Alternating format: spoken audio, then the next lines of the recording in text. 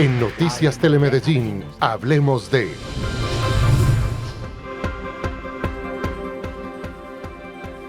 ¿Qué tal? Muy buenas noches. Como cada jueves es un placer saludarlos en esta conversación, en Hablemos de, un diálogo con expertos desde distintos puntos de vista, donde participa la ciudadanía, justamente los analistas y donde hay distintos puntos de interés. Hoy, saludando a mi compañera de set, Susana Lanchero. Susana, muy buenas noches. Hola Andrés, ¿qué tal? Muy buenas noches. Gracias a ustedes por acompañarnos una vez más aquí en esta conversación en Hablemos de. Hoy tenemos un tema muy interesante de importancia mundial y por supuesto vamos a hablar de la posición de Colombia en este conflicto. Vamos a revisar juntos algunos hechos relacionados con nuestro tema para hoy.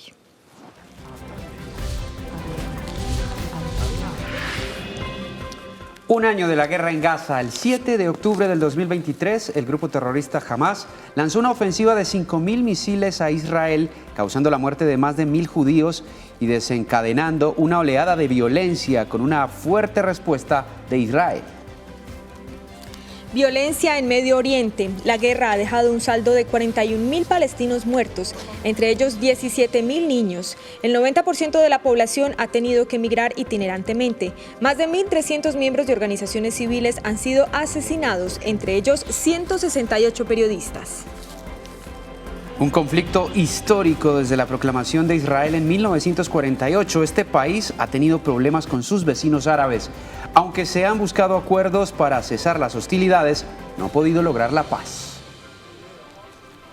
No hay salidas claras. Aunque 145 de los 193 países miembros de la ONU firmaron una intención de reconocimiento al Estado palestino, Estados Unidos, Canadá, Australia y varios países de la Unión Europea aún no reconocen a Palestina como Estado legítimo y autónomo.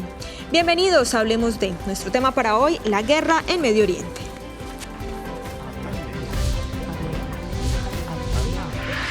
En Noticias Telemedellín, hablemos de... Y como lo contábamos ahí en los titulares, el pasado 7 de octubre se cumplió un año del inicio de la que es considerada hoy la guerra o el conflicto en Medio Oriente más largo en toda la historia. Un año que se cumple justamente o que se cumplió justamente el lunes pasado. Pero salimos a las calles justamente a buscar su participación y qué tanto conoce la gente, los habitantes de la ciudad de Medellín, sobre el conflicto que hay en la Franja de Gaza y en el Medio Oriente entre Israel y Palestina. Esto nos respondieron.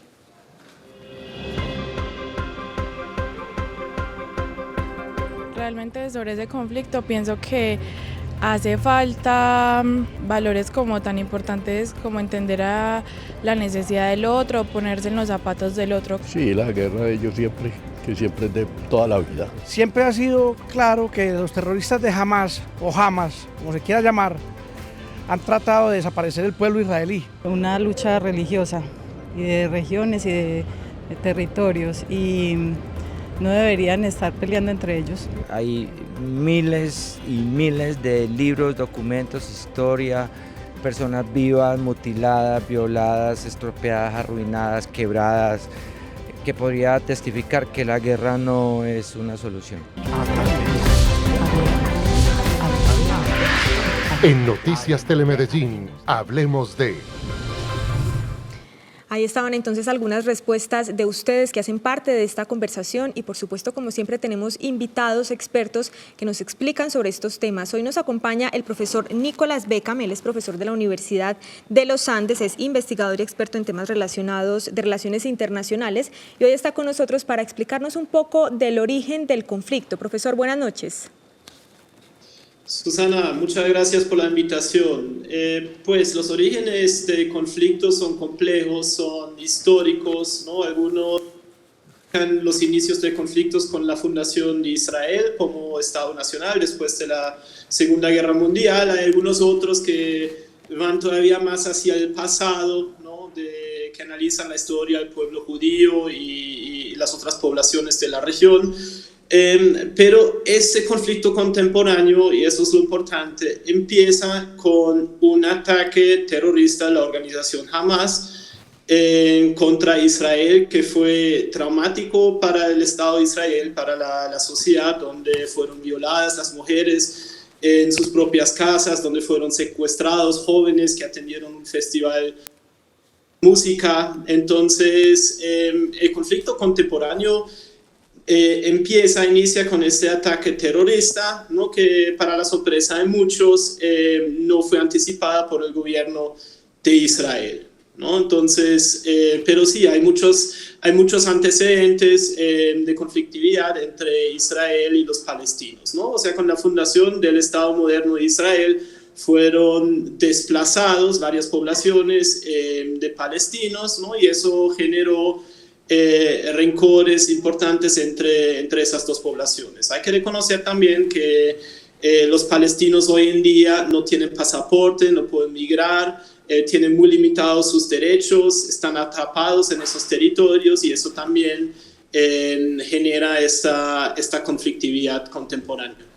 Profesor, muy buenas noches. Lo saluda Andrés Noreña. ¿Qué le parece si hablamos del contexto histórico de este conflicto? Porque se dice que esta incluso es una guerra, un conflicto, que valga la redundancia, que tiene orígenes bíblicos. ¿Por qué? Bueno, porque ¿no? Hay personas creyentes que ven en esos territorios, en esos espacios, un territorio santo que pertenece principalmente a su religión, ¿no? O sea, si uno analiza el caso de Jerusalén, por ejemplo, esta ciudad está siendo reclamada como capital tanto por parte de los israelíes como los palestinos. Y es difícil, por ejemplo, negociar y crear una solución de los dos estados. Ha habido en la década de los 90 una iniciativa del gobierno de Estados Unidos, del presidente Bill Clinton, donde efectivamente hubo un acuerdo. El problema es que tanto algunos actores en Palestina como algunos actores en Israel no aceptaron este acuerdo porque veían en ese acuerdo una vulneración de sus creencias religiosas que plantean que estos territorios santos les pertenecen por completo a cada una de esas religiones, ¿no? Entonces, eso suma a la complejidad de ese conflicto que no es exclusivamente religioso, o sea, no apoyo la hipótesis de que las causas son exclusivamente religiosas, pero por supuesto, en ambas partes hay actores religiosos que reclaman que todo el territorio debe ser de una de las dos partes, ¿no? Y no ven viable una solución con dos estados soberanos. Profesor, hagamos un recuento de lo que comenzó el pasado 7 de octubre del año pasado, en lo que usted llama el conflicto contemporáneo. Recordemos cómo iniciaron estos ataques. Bueno, digamos, fue un día festivo en Israel, un feriado religioso y de una forma no anticipada por el gobierno de Israel y sus servicios de inteligencia, las fuerzas de Hamas entraron al territorio con parapentes, lograron también traspasar la frontera y empezaron a atacar comunidades, casas, entraron en muchas casas, mataron a las personas, violaron a las mujeres, a veces en frente de los esposos y las familias, y secuestraron más de 200 personas. También atacaron a un festival de música que fue visitado específicamente por la población juvenil, no solamente judíos, había también personas de otros países, tanto judíos como no judíos, que estaban atendiendo este evento cultural, que también fueron asesinados o secuestrados. Entonces, sí, este día fue traumático, no solamente, sino para muchos países ¿no? que han tenido víctimas en este ataque terrorista. Realmente fue de un nivel de crueldad que no se ha visto antes en este conflicto. Y lo que sobrevino después de ese 7 de octubre del 2023, porque muchos países en el mundo consideran la respuesta israelita como desproporcionada, incluso más sangrienta que el ataque inicial. ¿Usted qué opinión tiene de eso, profesor? Todo lo que ha pasado en este último año. Correcto. Yo creo que esa crítica es válida. por varias razones. Primero, no, si uno compara el número de las víctimas, es llamativo el alto número de las víctimas de las personas palestinas. Estamos ya hablando de más de 40.000 muertos, muchísimos niños. Hay una pública, hemos visto ataques israelíes a hospitales, a caravanas de personas que estaban buscando comida, que estaban buscando asistencia sanitaria. Entonces, si bien yo opino que Israel tiene todo el derecho de defenderse y de perseguir terroristas, digamos, muchas de las respuestas militares han sido desproporcionales.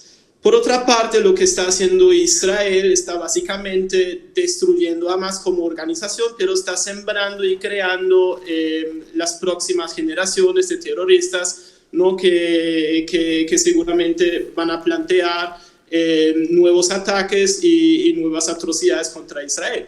Es un problema que también conocemos de Colombia, de nuestro contexto nacional, ¿no? Muchas personas se unificaron a los movimientos guerrilleros o paramilitares porque también habían sido víctimas o porque asesinaron los padres o las familias. Entonces, la violencia siempre genera una sed de venganza y eso va a ser un enorme problema para Israel hacia el futuro.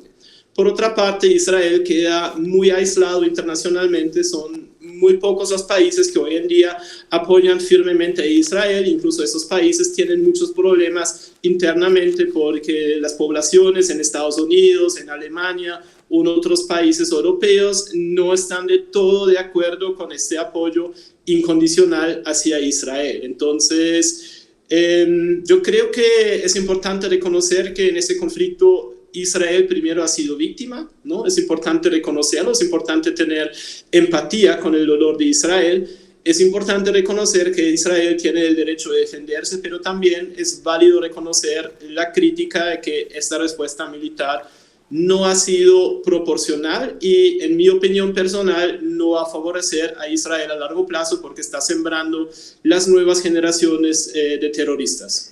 Profesor, y eso ha hecho que también el conflicto se escale a todo ese territorio.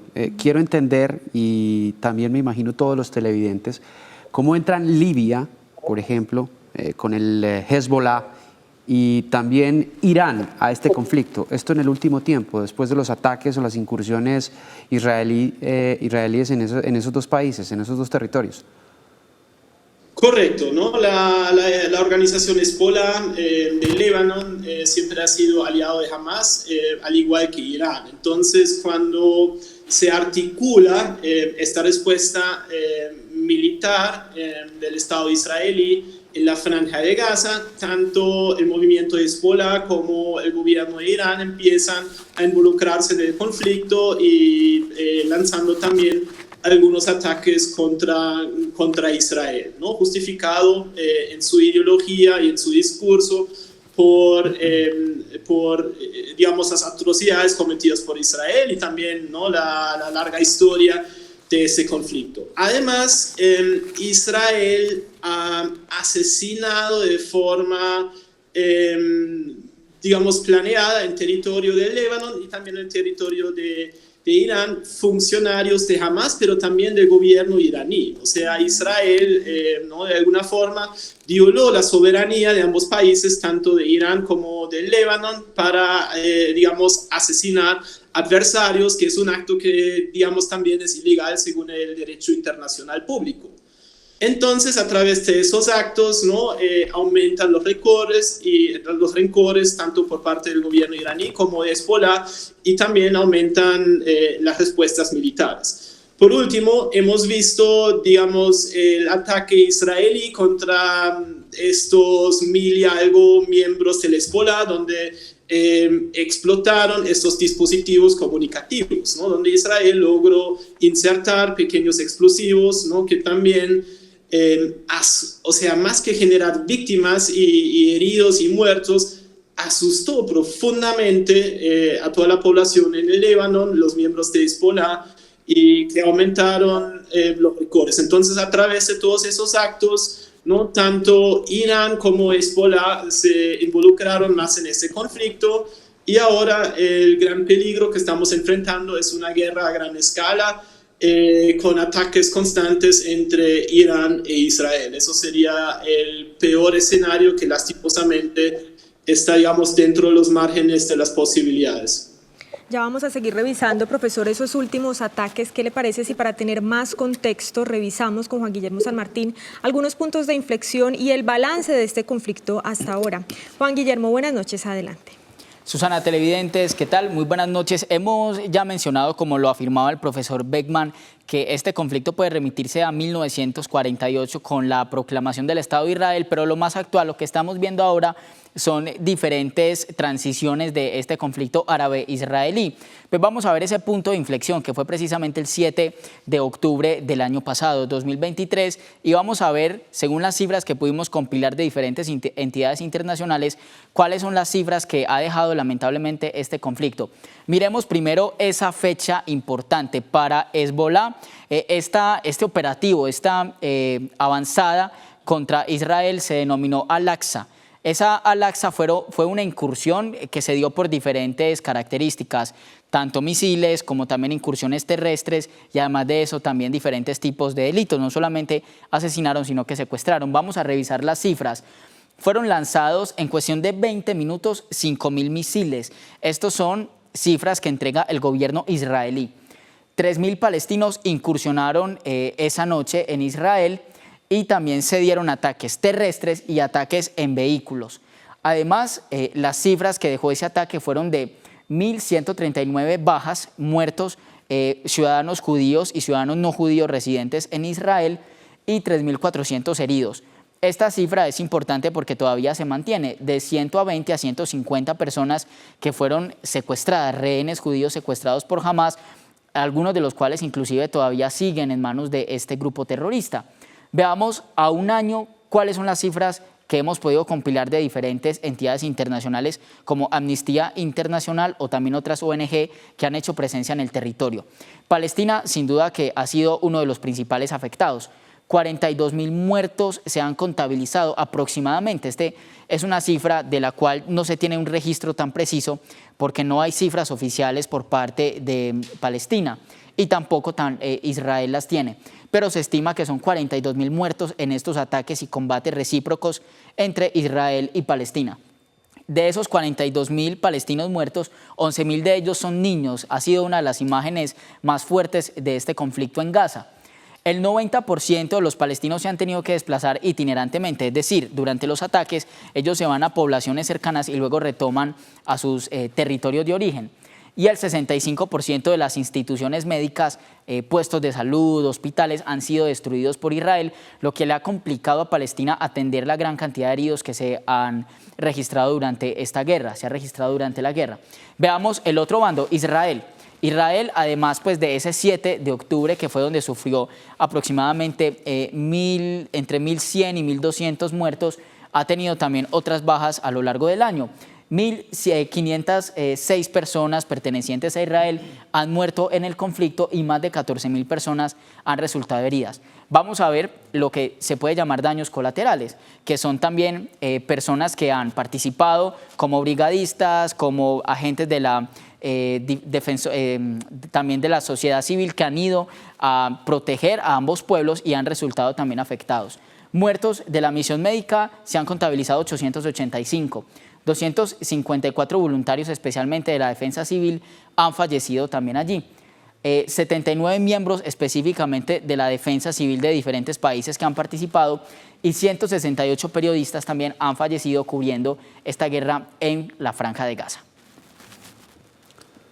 Profesor, me llamaba mucho la atención una de las cifras, pues evidentemente además de la cantidad de muertos que ha dejado esta guerra, reconocida por muchos especialistas, por muchos analistas en el mundo como ese conflicto más largo entre Palestina e Israel. Ya lleva más de un día. Hay antecedentes como la Guerra de los 6 días, por ejemplo, y el Yom Kippur también en medio de la historia. Pero me llamaba poderosamente la atención el número de secuestrados el día del ataque de Hamas en esa frontera palestino-israelí. Cerca de 200 personas. ¿Usted qué cree que pretendía Hamas con el secuestro de todas estas personas, muchos de ellos todavía secuestrados. Sí, uno sabemos, algunos también habían sido encontrados muertos. Mi interpretación es que es una forma de Hamas de poder negociar con el país de Israel, que también tiene encarcelados varios de sus líderes, varios de sus miembros. Entonces, creo que el incentivo inicial ha sido por parte de Hamas, primero, ¿no?, generar una sensación de incertidumbre e inseguridad en Israel, ¿no? Dar un mensaje de que personas civiles que no tienen nada que ver, solamente quieren ir a un festival de música o que vivían cerca de la frontera, podían ser afectados por el conflicto.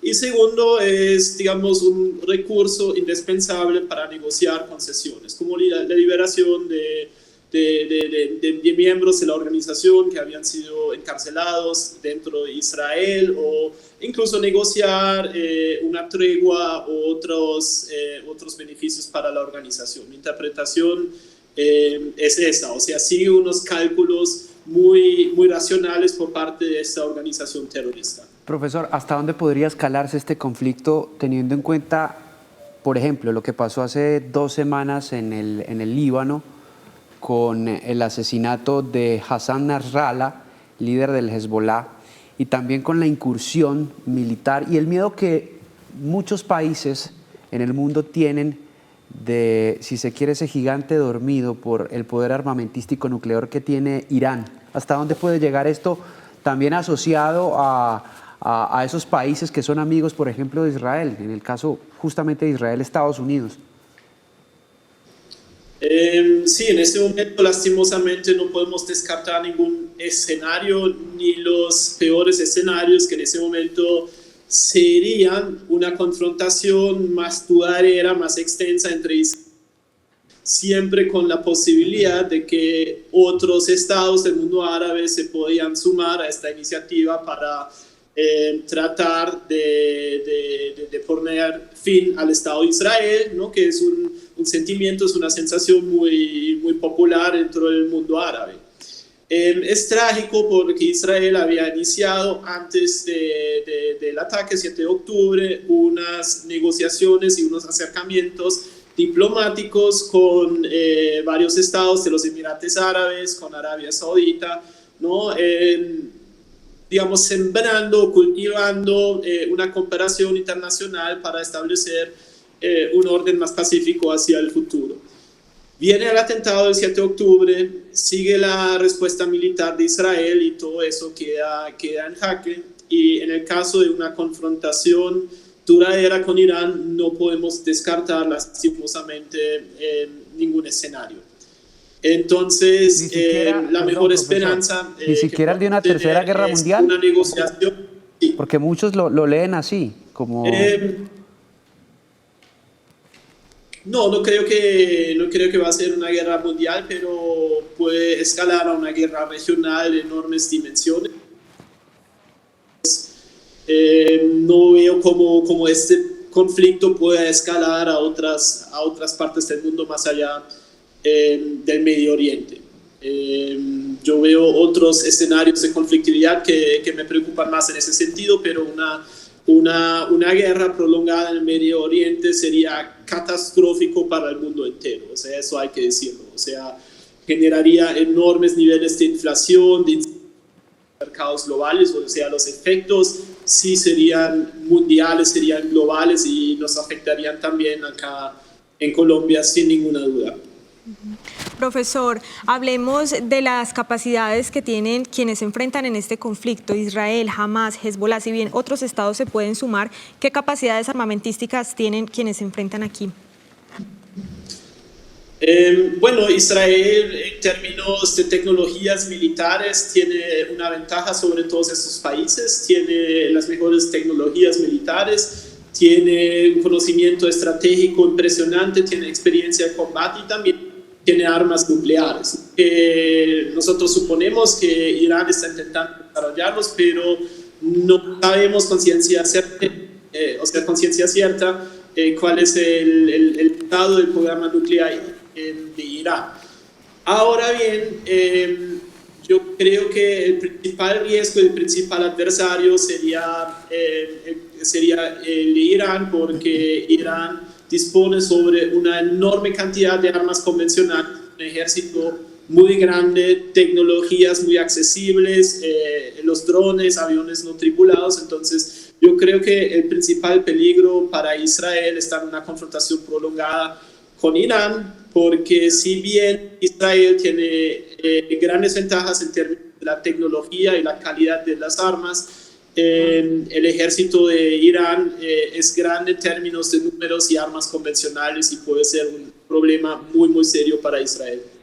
Profesor Nicolás Beckman, profesor de la Universidad de los Andes, le agradecemos este contacto con Hablemos de ustedes de la capital del país, muy deferente por haber tenido este espacio con nosotros. Muchísimas gracias por la invitación. Nosotros hacemos una breve pausa, pero ya regresamos. Seguimos hablando sobre la guerra en Medio Oriente.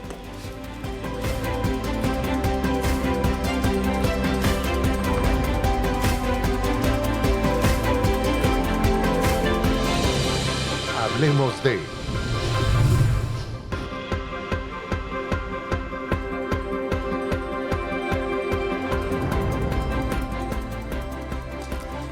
Continuamos aquí en Hablemos de nuestra conversación para hoy, la guerra en Medio Oriente. Y precisamente Noticias Telemedellín habló con un colombiano, un paisa, que desde un búnker en Israel nos relata los momentos de tensión que ha vivido en medio del conflicto. En el momento de la entrevista comenzaron a sonar las sirenas, alertando un nuevo ataque a Israel. Su señal era intermitente. En estos momentos, hace un momentico sonaron las sirenas, entonces toca meternos al búnker por 1 minuto, 2 minutos. Mario es un medellinense residente en Israel, que vive en un kibutz, es decir, una colonia agrícola judía en la localidad de Mefalsim. Cuida a un adulto mayor en medio de una guerra. Su casa está a 2 kilómetros de la Franja de Gaza, la zona precisamente más disputada. Pues hay mucha tensión, hermano, mucha zozobra entre la gente, entre toda la comunidad, tanto judíos como colombianos. Los colombianos como él dividen su tiempo entre los trabajos y los búnkeres, refugios antiaéreos, en donde tienen que ir cada vez que suenan las sirenas. Empezaron a sonar las sirenas y fue el ataque, fue algo... Es temeroso, no hay palabras para describir lo que se siente con eso. A Mario le tocó ver en primera fila, por así decirlo, la ráfaga de más de 200 misiles lanzados por Irán a Israel. Por la inteligencia y el gobierno y la CFDI de aquí, Israel y Estados Unidos, ya tenían información de que Irán estaba preparando un ataque. Nos dieron los protocolos de seguridad, pues. En Israel parecen vivir acostumbrados a los ataques. Desde allí nos contó a Noticias Telemedellín el Ficina, quien obtuvo su aliyá hace unos meses, es decir, recibió la nacionalidad israelí y se instaló en el país. Es cierto que hay una mezcla de shock y de preocupación. Estamos acostumbrados a vivir bajo la constante amenaza de ataques, pero eso no significa que esto no nos afecte. Los colombianos en Israel esperan que esta guerra pueda cesar pronto y que no les toque pasar sus días en un búnker. Y a propósito de los colombianos, mucho se ha hablado en el país sobre la posición política que ha tenido el presidente Gustavo Petro para con este conflicto, para con esta guerra que ya lleva 1 año. Muchos han criticado que el presidente Gustavo Petro no haya rechazado, ni siquiera ahora, 1 año después, el cruento ataque de Hamas ahí en esa frontera entre Palestina e Israel. Pero salimos a la calle y les preguntamos a ustedes, ¿cuál cree que debería de ser la posición de Colombia, la posición del país frente a este conflicto allí en el Medio Oriente?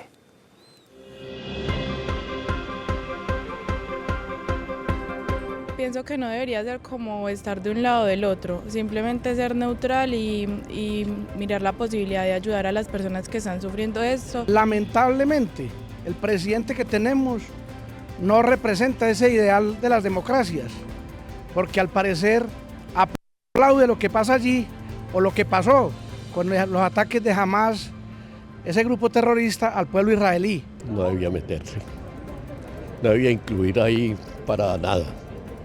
Nosotros somos muy aparte, muy independientes. No meternos en nada, antes apoyar las instituciones. No debería tomar partido con ninguno de los dos.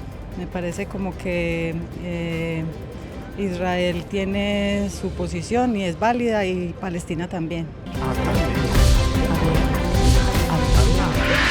En Noticias Telemedellín, hablemos de... Ahí teníamos algunas respuestas de ustedes frente a lo que está pasando allí en Medio Oriente y la posición del gobierno colombiano frente a lo que está sucediendo. Vamos con nuestro segundo invitado de la noche. Nos acompaña también por aquí el profesor Gustavo Soto, profesor de Geopolítica de la Universidad de Antioquia. Profesor, buenas noches, bienvenido. Buenas noches, muchas gracias por la invitación. Bueno, cuéntenos, ahí veíamos entonces en la primera parte del programa el origen del conflicto, lo que está pasando actualmente. ¿Usted cree que habrá salidas a este conflicto? Salidas pueden existir, depende de muchos factores. Primero, qué tan de lleno se meta la comunidad internacional a querer, primero, presionar a las partes. Y segundo, realmente poder sentarlos a la mesa. Voy a ser honesto, en este momento es muy complicado. En este momento es muy difícil porque ya la situación escaló a penetración hacia el territorio del Líbano por parte de las IDF, de las Fuerzas de Defensa de Israel. Los milicianos de Hezbollah están repeliendo los ataques. Irán ya lanzó misiles hipersónicos. Ojo, los misiles hipersónicos que lanzó Irán no son los misiles que lanza Hamas ni Hezbollah. O sea, estos son misiles que ni la cúpula de hierro los coge. La famosa cúpula de hierro de Israel, que cuando, por ejemplo, Hamas o Hezbollah han lanzado misiles de 1000, cogen 980, por ejemplo. Creo que aquí no cogí, pues en realidad no alcanzaron a coger sino unos cuantos, porque es que la velocidad a la que van esos misiles hizo que la mayoría de ellos impactara el objetivo, que entre otras cosas el objetivo de estos misiles era muy claro. El principal era la base aérea de Nevatim, que está muy cerca y es peligroso de la instalación de Dimona. Dimona es la planta nuclear, pues es una base nuclear de Israel. Entonces, yo creo que ahí se lanza un mensaje por parte de Irán y es peligroso porque de alguna manera al impactar una base como estas, de hecho, quiero hacer un paréntesis para cerrar la idea, y es, en un conflicto como estos, la primera víctima es la verdad. Es decir, versiones van, versiones vienen, y realmente sobre el terreno, pero de lo que yo he logrado recabar, porque consulto diferentes fuentes de información, en ese ataque iraní se le fueron a Israel 20 F-35. O sea, realmente con el ataque a esta base de Nevatim, lo que buscaba Irán era, de alguna manera, tratar de inutilizar desde esa pista, que desde esa pista se lanzaran los F-35 que tienen alcance hasta Irán y tratar de anticiparse a una posible jugada de Israel. Debilitarlos, un golpe estratégico. Sí, era un golpe quirúrgico, pues en cuanto a tratar de atacar aquellas pistas desde donde Israel pueda lanzar sus F-35 para atacar a Irán. Otra cosa que me preocupa, el discurso de Netanyahu en la ONU, mostró un mapa de Irán y dijo, nosotros tenemos posibilidad de atacar cualquier lugar de Irán. Irán con esto dijo, listo, nosotros también tenemos la posibilidad. Entonces, y hay un tercer ingrediente muy complicado, y es en el momento en que estamos. Primero, se cumplió un año pues, de lo que pasó el 7 de octubre del 2023, y lo segundo, el ingrediente complejo es, estamos a un mes de las elecciones en Estados Unidos. Y esto de manera directa, así algunos no lo manifiesten, está teniendo un impacto directo sobre las elecciones en los Estados Unidos. ¿Por qué? Bueno, el por qué pues de pronto lo miraremos enseguida. por el momento ahí. Pero me interesa mucho lo que está diciendo, es decir, ¿qué candidato entonces de los Estados Unidos tendría más votación o más adeptos según su posición? ¿El que esté del lado de qué? De la historia, de Israel, de Irán, de una salida negociada, de escalar el conflicto aún más. No, porque uno ve una figura como Donald Trump y piensa, este hombre es capaz de cualquier cosa, pero ve del otro lado a Kamala Harris un poco, no sé si con el ánimo de negociación y demás, más mediadora. No es dependiendo de qué lado se esté, es dependiendo de la intensidad por parte de Israel, concretamente de las decisiones de Netanyahu. Me explico, y pues yo soy docente de geopolítica en la universidad hace más de 13 años y lamentablemente, como decimos en buen paisa, uno pierde la inocencia. Uno realmente ve que en la geopolítica es como un iceberg. Lo que medio conocemos es solamente la punta. Lo que hay debajo es la inmensidad, porque es que esto es un entrecruzamiento de intereses, y hay una frase muy famosa, en la geopolítica no hay amigos ni enemigos, sino intereses. Entonces, ¿qué es lo que pasa? Entre más escale el conflicto, entre más agresiva sea la respuesta de Israel y más trate de jalar a Irán a un contraataque, ojo, las milicias del sur de Irak, el 60% de la población de Irak es chiita. Entonces eso hay que tenerlo en cuenta también. La Siria de Bashar al-Assad. Es decir, entre más fuerte sea la intensidad de este conflicto, y lo digo porque pues yo soy profesor, pero también me gusta a veces meterme en problemas con las cosas que digo. Entre más agresivo sea el conflicto, esto le conviene a Donald Trump. Debajo de la punta de ese iceberg tiene que estar el petróleo, ¿cierto? ¿El petróleo de Irán? Debajo de la punta del iceberg hay muchísimas cosas, el petróleo, la guerra mediática, la inteligencia artificial ahora, por ejemplo, pues, ¿cómo se dice? Toda esta serie de interacciones que hay en la red, las redes sociales, la guerra mediática, o sea, la inteligencia, la contrainteligencia, por ejemplo, lo de los Viper de Hezbollah, demostró que la capacidad de penetración a nivel de penetración de inteligencia de Israel es tremendo, o sea, y al máximo nivel. O sea, yo me atrevo a decir, por ejemplo, y yo digo, y lo que digo, asumo lo que digo, a Hassan Nasrallah lo tuvieron que haber entregado desde Irán, pero no la oficialidad de Irán, sino alguien infiltrado en la alta jerarquía de Irán que dio la información, si es que Israel no la tenía con agentes en el terreno en Beirut, de dónde exactamente estaba Hassan Nasrallah. O sea, a lo que me quiero referir es que estaba en el Líbano. ¿Y dónde específicamente estaba? ¿Debajo de qué edificio y demás? Entonces, a lo que me refiero es que cuando uno empieza a estudiar estos temas de la geopolítica, uno se da cuenta que a veces, yo no sé, uno se siente a veces como tan pequeño. Son muchos factores. Y desde que empecé hasta la fecha, hoy tengo más preguntas que las que tenía cuando empecé a estudiar estos temas. Entonces, realmente son una serie de factores. Ahora que usted toca el petróleo, quería hablar de eso. Netanyahu quería atacar la industria petrolera de Irán. O sea, él lo quiere hacer, o sea, porque quiere afectar directamente uno de los, el principal corazón de la economía iraní. Y curiosamente, hace 2 días, el ministro de Defensa de Israel, Yoav Gallant, recuerdan que en una declaración dijo que estaban peleando contra animales humanos, pero Yoav Gallant, dentro de toda la estructura israelí, es un moderado. Porque es que, ojo, Israel está gobernado por un gobierno de extrema derecha ortodoxa. Y no lo digo yo, es así. Hay 2 ministros más radicales que Netanyahu.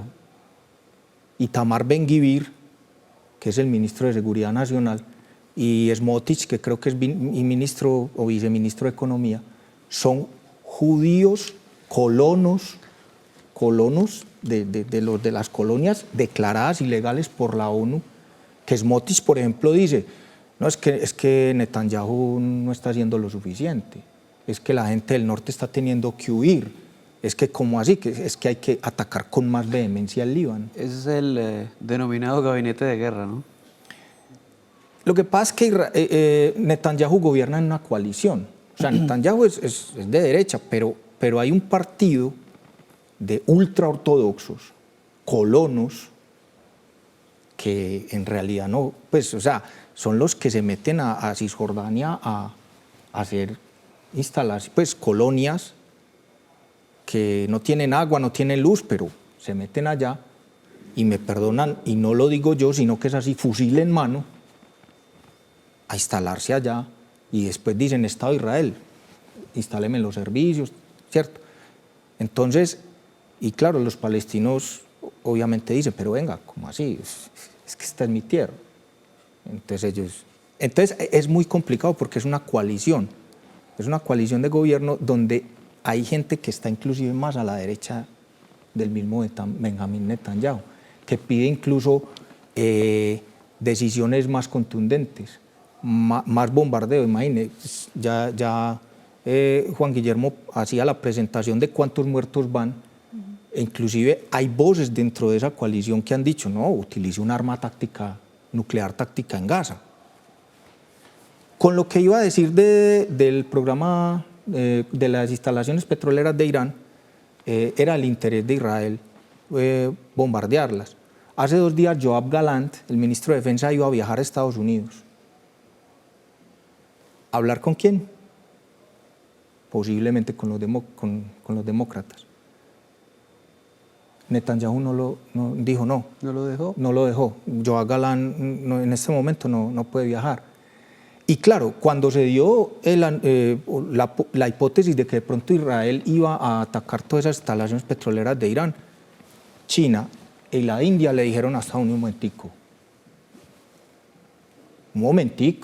porque es que China ahí mismo, pues China no se quedó quieta, dijo, es que yo me surto en buena medida el petróleo de Irán. Y lo mismo la India. La India tiene inversiones en Irán, el puerto de Bandar Abbas, por ejemplo, es inversión de la India. Entonces dice, ustedes me están afectando, o sea, China veo cómo me va a afectar el suministro de petróleo, lo mismo la India. Entonces la cosa está ahí, por ejemplo. Profesor, ¿qué le parece si volvemos con nuestro periodista Juan Guillermo San Martín al video wall? Él nos va a entregar algunos otros datos que nos dan contexto de este conflicto. Juan Guillermo.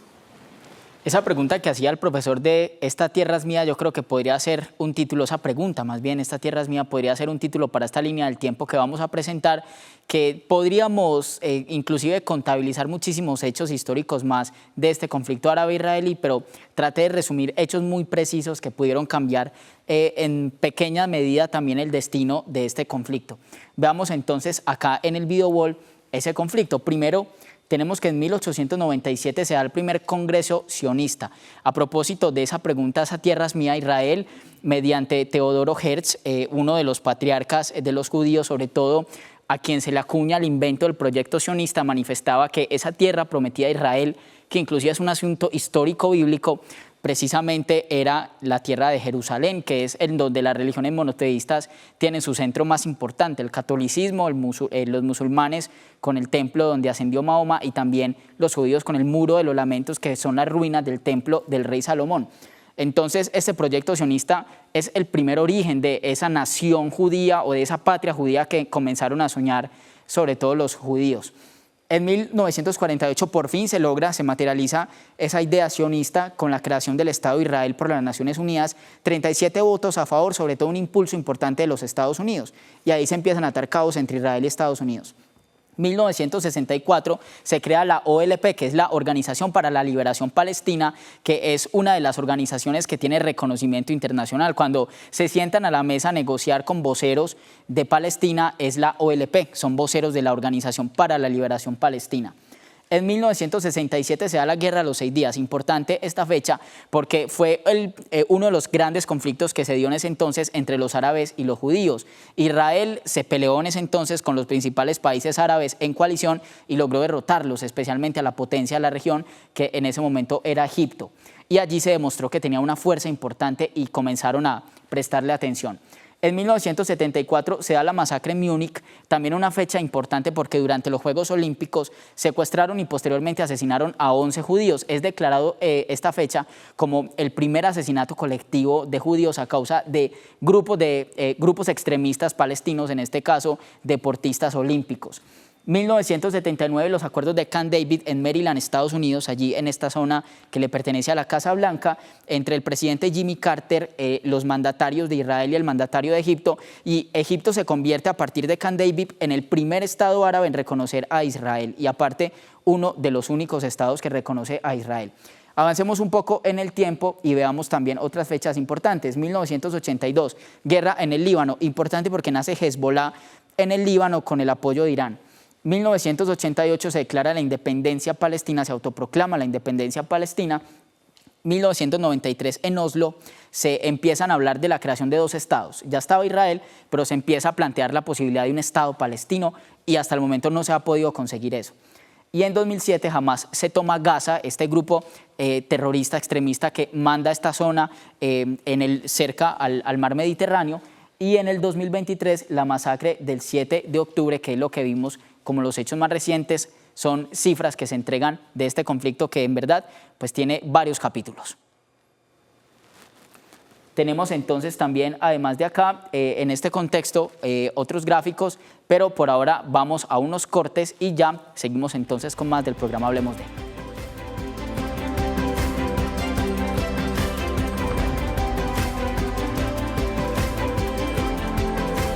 Hablemos de.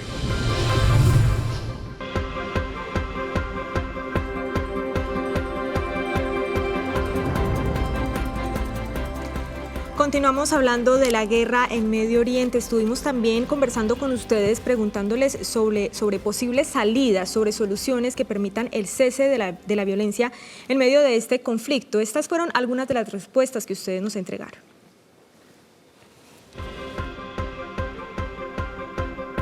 Que haya unos acuerdos que permitan que ambas partes puedan dilucidar su conflicto y que permitan que unos y otros puedan convivir. Pues creo que dejar de pensar en el individualismo o que cada estado piense en lo que es mejor para él y más bien encontrar un punto medio entre los dos. Yo allá en Medio Oriente no le veo fin a las guerras, siempre son. Cuando no es en un lado es en el otro, entonces no le vemos fin a ningún lado. La paz tiene que mediar la ONU y el resto de entes que están como por esos lados. Complicado porque eso ya muchos años. No sabría. En Noticias Telemedellín, hablemos de. Seguimos hablando sobre la guerra en Medio Oriente con el profesor Gustavo Soto. Profesor, ahorita usted estaba hablando de factores y uno de los que mencionó al principio de esta entrevista es esa mediación internacional. Le voy a preguntar por la ONU, 193 países, laxos, blandengues, ¿usted cómo los definiría en medio de este conflicto? Bueno, lo que pasa es que la ONU surge en un contexto histórico muy específico y es el fin de la Segunda Guerra Mundial, donde había un consenso en la humanidad que una cosa como la Segunda Guerra Mundial no podía volver a suceder. Entonces, de alguna manera, pues, dentro de la teoría de las relaciones internacionales, yo también he dictado el curso de relaciones internacionales, hay 2 grandes escuelas de pensamiento, que son la escuela realista y la escuela idealista. La humanidad siempre ha tenido momentos idealistas y momentos realistas, y curiosamente los momentos idealistas son después de las guerras, sobre todo las últimas 2 guerras mundiales que han habido. La Sociedad de las Naciones, uno de los principales impulsores fue Woodrow Wilson, expresidente, pues en ese momento presidente de los Estados Unidos. Era una primera idea de tratar de llegar a acuerdos y consensos que después saltó por los aires, y después de la Segunda Guerra Mundial se crea la Organización de Naciones Unidas, que también buscaba en ese momento y en lo sucesivo llegar a acuerdos a nivel internacional. Lamentablemente, y es algo que yo lo he manifestado no solo en mis clases, sino en otras entrevistas, sobre todo en radio, hay factores que están llevando a que el sistema de Naciones Unidas se está viendo ya como un sistema obsoleto. Es un sistema que requiere una reforma a fondo. Específicamente lo que tiene que ver con el Consejo de Seguridad de Naciones Unidas, porque ustedes saben que en el Consejo de Seguridad hay unos miembros rotatorios y unos miembros permanentes que son 5 países que tienen poder de voto y poder de veto. Entonces, por ejemplo, Naciones Unidas va a implementar una resolución sancionando a un país con que uno solo de estos 5 miembros permanentes vete la resolución no se puede implementar. Ahora que estamos hablando del tema de Medio Oriente, voy a poner 2 ejemplos. En la guerra de Siria se intentó implementar una resolución para sancionar a Bashar al-Assad. Rusia la vetó. Y una serie de resoluciones, como por ejemplo la ilegalidad de las colonias israelíes, la exigencia a Israel de que devuelva los altos del Golán, que se quedó con ellos desde la guerra de los 6 días, que Juan Guillermo lo presentaba ahora en la línea del tiempo, que duró 6 días. Realmente la guerra de los 6 días duró 6 días porque Israel atacó por sorpresa, dañó casi toda la aviación siria y egipcia y por lo tanto pues la guerra no duró mucho. Y ahí se queda con los altos del Golán. Los altos del Golán son de Siria. Se han dado llamados por parte de Naciones Unidas, hay resoluciones donde le dicen a Israel, usted tiene que devolver los altos del Golán. Israel no los devuelve. Y muchas de las resoluciones que se han intentado implementar con Siria, con Israel, pues ya que estamos hablando del contexto de Medio Oriente, y en otros lugares del mundo, o las veta China, o las veta Estados Unidos, o las veta Rusia, a veces inclusive Inglaterra y Francia. Otra cosa, ¿será que en el mundo de hoy en día Francia e Inglaterra, por ejemplo, tienen más peso que la India, Japón, Brasil? ¿Sí?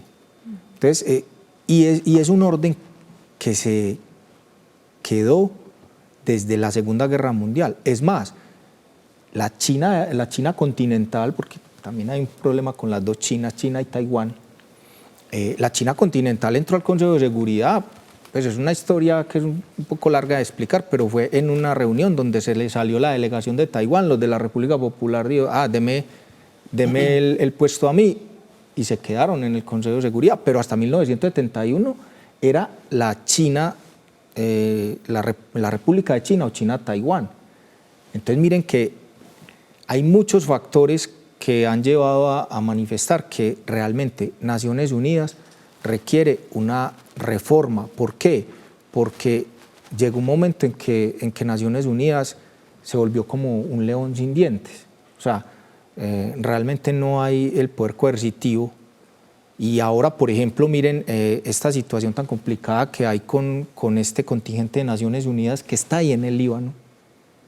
De hecho, por ejemplo, esta mañana estaba revisando la noticia antes de venir a la invitación que ustedes me hacen. Hubo intercambio de disparos entre las IDF, las fuerzas de Israel, y un contingente de italianos. Ahí hay irlandeses, italianos, porque ustedes saben que los contingentes de Naciones Unidas son multinacionales. Hay gente toda... 2 italianos heridos. Italia ya en modo le dijo a Israel, venga, consulta al embajador, explíqueme qué pasó aquí, que se supone que los contingentes de Naciones Unidas no tienen por qué intercambiar disparos. Entonces, urge una reforma a fondo del modelo de Naciones Unidas, ¿Por qué? Porque el llamado desesperado de Antonio Guterres en la última reunión de septiembre, donde suelen hablar todos los de jefes de Estado, Guterres hablaba ya casi en modo desesperado. No se está respetando la ley internacional, no se está respetando el DIH, no se está casi que de manera agónica, desesperada, decía, por favor, lo que ha construido la humanidad durante tantos años y el modelo de Naciones Unidas, llamo a los países a que por favor respetemos lo que hemos acordado. Entonces yo creo que sí tiene que haber no sé, una reunión específicamente para eso, para mirar si este es el modelo que le sirve al mundo de hoy, el modelo tal cual está, o si realmente el modelo de Naciones Unidas urge una reforma. Bien, profesor, se nos acaba el tiempo, ya con ese panorama en el mundo llegamos al final. Muchísimas gracias por acompañarnos hoy en Hablemos de. Muchísimas gracias por la invitación. Andrés, muchísimas gracias y por supuesto gracias a ustedes por acompañarnos una vez más en esta conversación aquí en Hablemos de. Los esperamos por supuesto el próximo jueves en esta conversación donde ustedes también hacen parte. Que tengan una feliz noche.